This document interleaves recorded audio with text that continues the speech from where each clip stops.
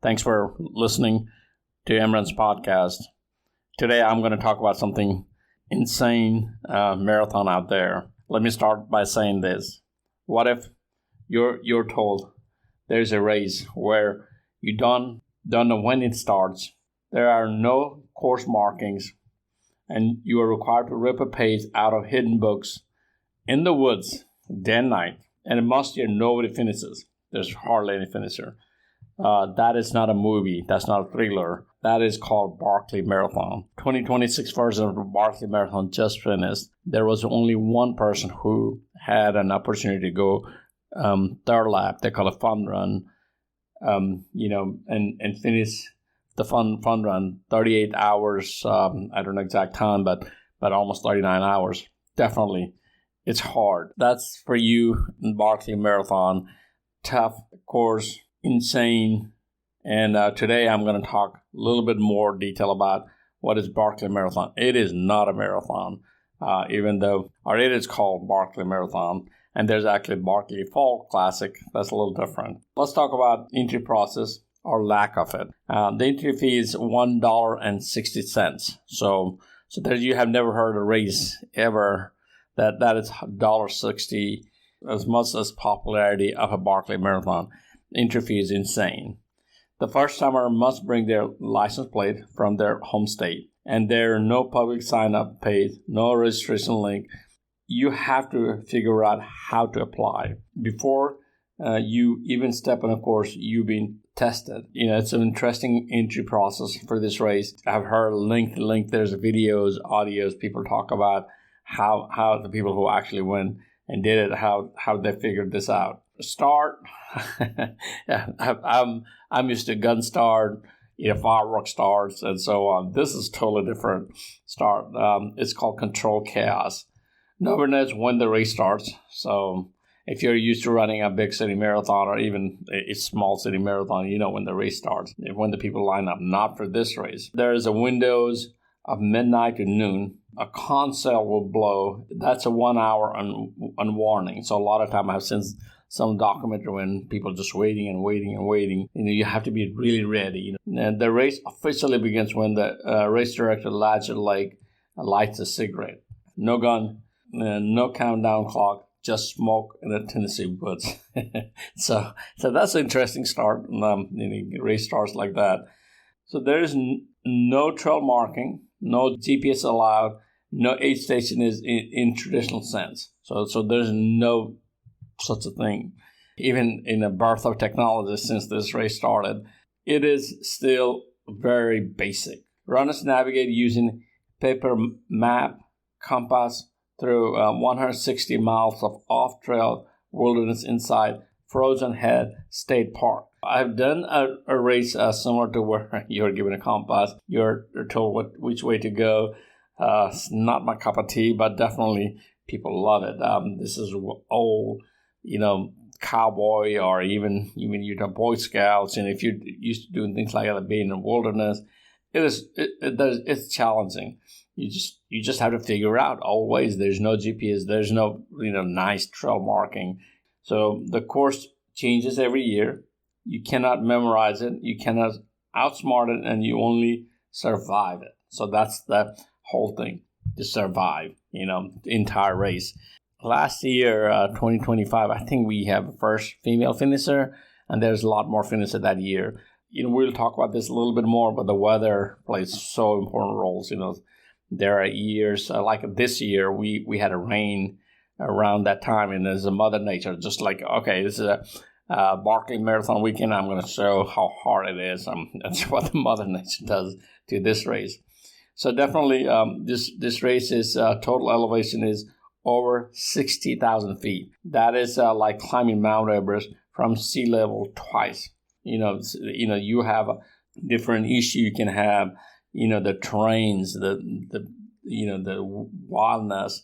Your legs are shredded with all the scratches you can get, and you just have to just keep climbing, going, trying to figure this course out. And a lot of time, the whole thing about this race is the course wins. That's what we say.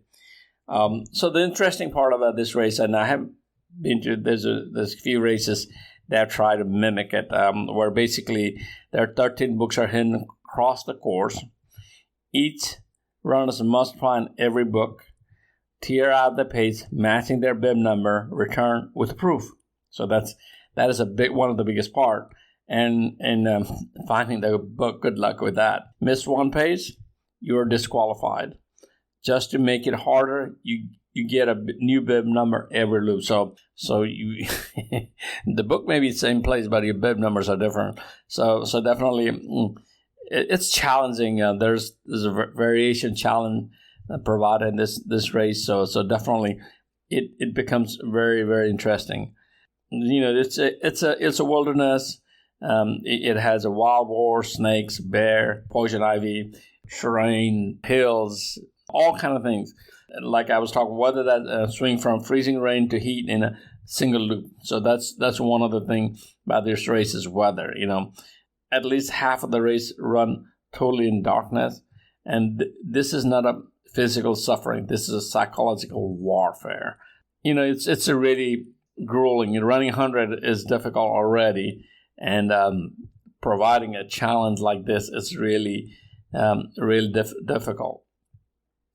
Runners crawl through a drainage tunnel underneath the penitentiary jail where the prisoner James R. Ray was held after assassinating MLK, Martin Luther King.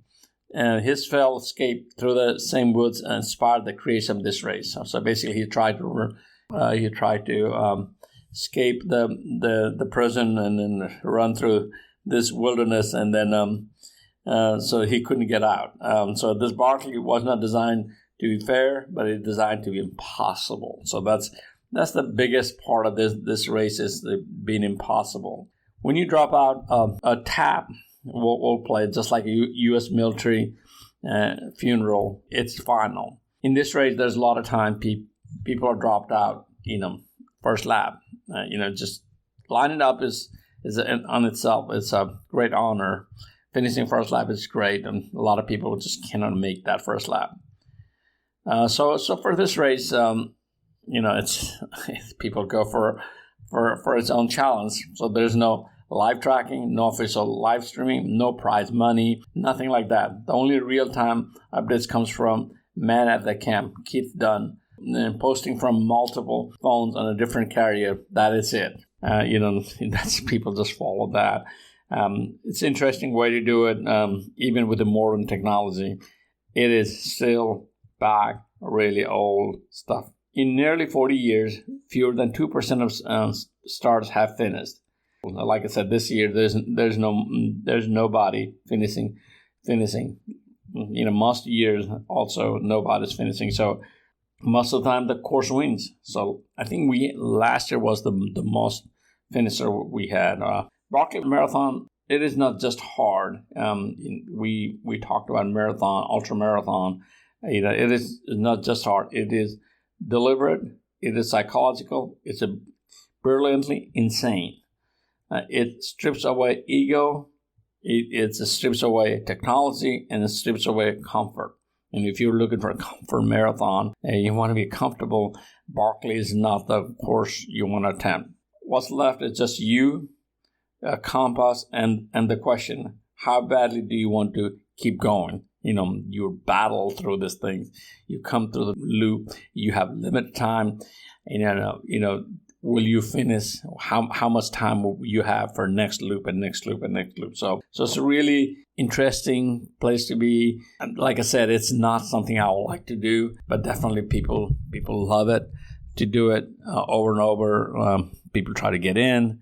It's not easy to get in, so there's a lot of disadvantages you start with for this race.